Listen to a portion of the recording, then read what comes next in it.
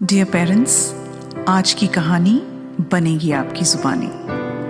बचपन में सुनी गई कहानियों को हम शायद अपने बचपन के साथ साथ उन्हें भी कहीं बहुत पीछे छोड़ आते हैं, है ना? तो चलिए आज एक ऐसी ही कहानी को अपने जहन में फिर से ताज़ा करते हैं। कहानी है श्री रविंद्रनाथ टैगोर द्वारा लिखी गई काबुलीवाला। काबुलीवाला जो रविंद्रनाथ टैगोर जी ने 1892 में बंगाली लैंग्वेज में लिखा था और बाद में जाकर 1957 में तपन सिन्हा ने भी उन्हें एक बहुत ही बढ़िया फिल्म में दर्शाया था और काफ़ी सारे लोगों को याद भी होगा कि उसमें बलराज साहनी साहब जी ने बहुत ही बढ़िया काम करा था। तो चलिए सुनते हैं काबुलीवाला। कहानी को एक नरेटर्स पॉइंट ऑफ व्यू से लिखा गया है और मैं भी उसे वैसे ही बोलना चाहूँगी। हो सके तो यही कहानी अपने बच्चों को अपनी जुबानी ज़रूर सुनाइएगा। मेरी 5 बरस की लड़की मिनी, उससे घड़ी भर भी बिना बोले रहा नहीं जाता था। दिन रात सुबह शाम उसकी चटर बटर चलती रहती। एक दिन सवेरे सवेरे बोली, बाबूजी बाबूजी, देखो देखो रामदयाल दरबान है ना जो, वो क्या बोलता है? वो काक को कौवा बोलता है। उसे कुछ नहीं मालूम ना बाबूजी। और इससे पहले कि मैं उसके सवाल का जवाब टिटोलने लगता, वो अपने दूसरे सवाल छेड़ देती। देखो देखो बाबूजी, भोला भोला कहता है आकाश में हाथी सूंड से पानी फेंकता है, इसी से तो वर्षा होती है ना बाबूजी? झूठ बोलता है ना वो। और देखो उसे कुछ नहीं मालूम। इससे पहले कि मैं हाथी, सूंड और भोला का जवाब देता, वो अपने खेल में अलग जगह पे जाकर लग गई होती। मेरा घर सड़क के किनारे है। एक दिन मिनी मेरे कमरे में खेल रही थी। अचानक खेलते खेलते खेल छोड़कर खिड़की पर के पास दौड़ी गई और जोर से चिल्लाने लगी, काबुलीवाले, ओ काबुलीवाले। बाहर देखा तो कंधे पर मेवों की झोली लटकाए, हाथ में अंगूर की पिटकारी लिए एक लंबा सा काबुली धीमी चाल से सड़क पर जा रहा था। जैसे ही वो मकान की ओर आने लगा, मिनी एकदम डर से गई और तुरंत भीतर भाग गई।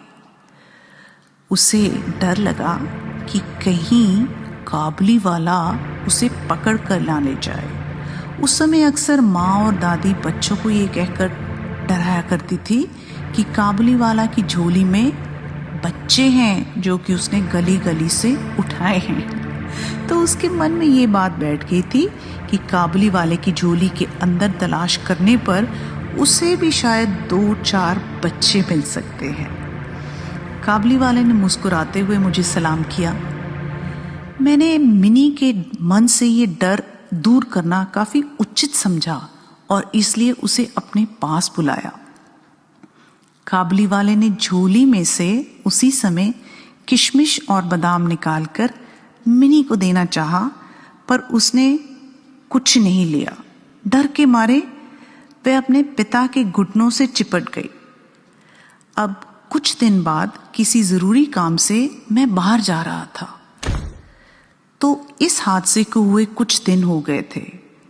अचानक उस दिन मैंने देखा कि मिनी काबुलीवाले से खूब बातें कर रही थी और मिनी की झोली में कुछ काजू, बादाम, किशमिश भरे पड़े थे।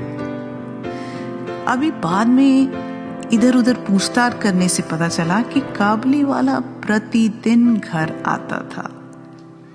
उसने किशमिश, बादाम देकर मिनी के छोटे से हृदय पर अपना अधिकार जमा लिया था। दोनों में बहुत बातें होती और वे खूब हंसते। रहमत था काबुलीवाले का नाम और रहमत काबुलीवाला मिनी को देखकर ही जोर से हंसते हुए पूछता कि मिनी मिनी, आज मैं तुम्हारे लिए क्या लाया हूं? तो काबुलीवाले को आवाज देकर मिनी पूछती, काबुली वाले, ओ काबुली वाले, तेरी झोली में क्या है? और रहमत हंसता हुआ जोर से बोलता, हाथी। फिर वह मिनी से कहता, तुम ससुराल कब जाओगी?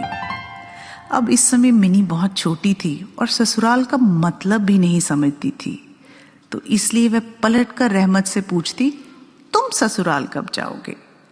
रहमत अपना एक मोटा सा घूंसा तान कर कहता, हम ससुर को मारेगा, ससुराल जाएगा और ससुर को मारेगा। इसे सुनकर मिनी खूब हंसती।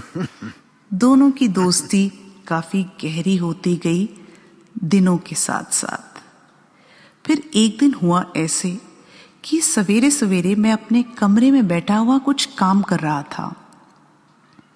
ठीक उसी समय सड़क पर बड़े जोर की आवाज सुनाई दी। आवाज तो क्या, वो शोर शराबा सा था।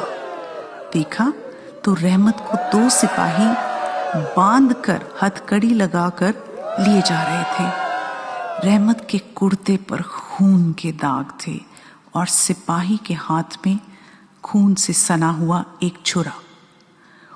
हुआ यूं कि हमारे पड़ोस में रहने वाले एक आदमी ने रहमत से एक चादर उधार पर ली थी।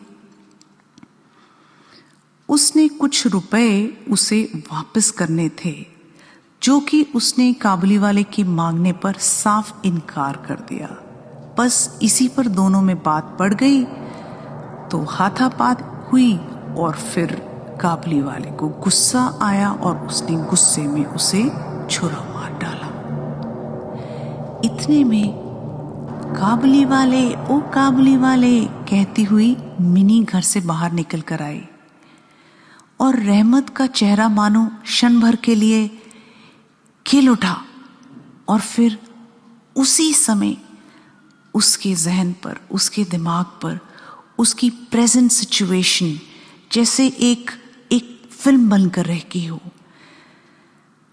ना बोलते हुए भी वो मिनी से बोला, तुम ससुराल जाओगी? रहमत ने हंसकर कहा, हाँ, तुम चाहे ना जाओ, मैं तो वहीं जा रहा हूं। अब छुरा चुराने के अपराध में रहमत को कई साल की सजा हो गई। वक्त बदलता गया, वक्त बीतता गया और समय के साथ साथ काबुली वाले का ख्याल धीरे धीरे मिनी के मन से उतर गया। और अगर मिनी के मन से उतर गया तो मानो मेरे मन से भी काबुली वाले का ख्याल उतर ही गया। कई साल बीत गए। आई एक बहुत ही आनंद वाली घड़ी। आज मिनी की शादी है। मैं अपने कमरे में बैठा हुआ खर्चे का हिसाब लिख रहा था। इतने में अचानक से कमरे में एक लंबा सा पठान आया और मुझे सलाम करके खड़ा हो गया। ध्यान से देखा, तभी पहचान पाया कि वह तो रहमत काबुली वाला था। उसकी ओर ध्यान से देखता रहा मैं और फिर धीरे से पूछा, अरे रहमत, कब आए? कल ही शाम को जेल से छूटा हूं, रहमत ने बोला।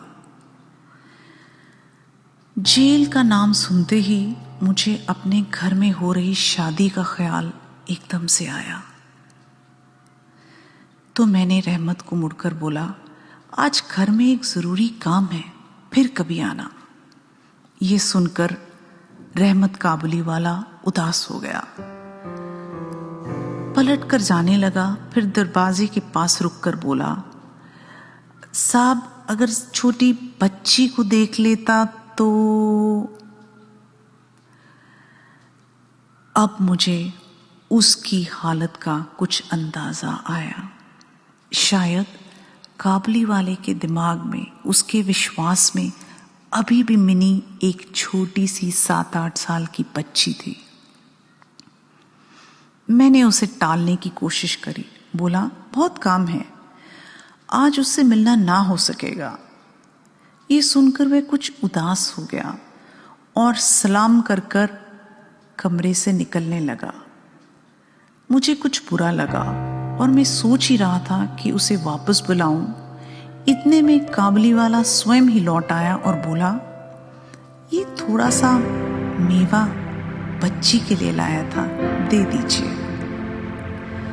मुट्ठी भर मेवे को देखकर मेरा हृदय पिघल गया। मैंने उसे पैसे देने चाहे, पर उसने कहा, आपकी बहुत मेहरबानी है बाबू साहब, पैसे रहने दीजिए। फिर धीरे से ठहर कर कुछ बोला, साहब, आपकी जैसी मेरी भी एक बेटी है। मैं उसको याद करके अपनी बच्ची के लिए थोड़ा सा मेवा ले आता हूँ। मैं यहाँ सौदा करने नहीं आता। आपकी मिनी में मुझे अपनी बच्ची दिखती है।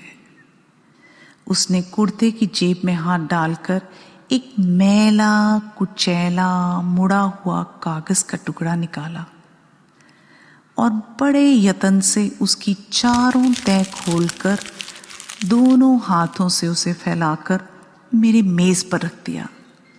देखा कि कागज की उस टुकड़े पर एक नन्हे से हाथ के छोटे से पंजे का छाप है।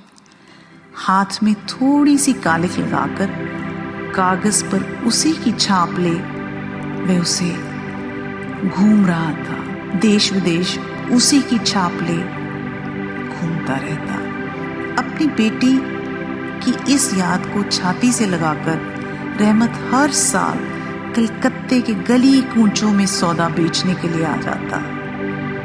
ये देखकर मेरी आंखें भर आई। सब रस्म रिवाज भूलकर मैंने उसी समय मिनी को अपने कमरे में बुलाया। विवाह की पूरी पोशाक पहने हुए गहनों से सजी मिनी शर्मते हुए मेरे कमरे में आई और मेरे पास आकर खड़ी हो गई। उसे देखकर काबली वाला पहले तो सक पका गया, मानो कि उसे बहुत धक्का लगा। वो 8 साल की बच्ची और ये एक प्यारी सी नन्ही सी छोटी सी बड़ी हुई मिनी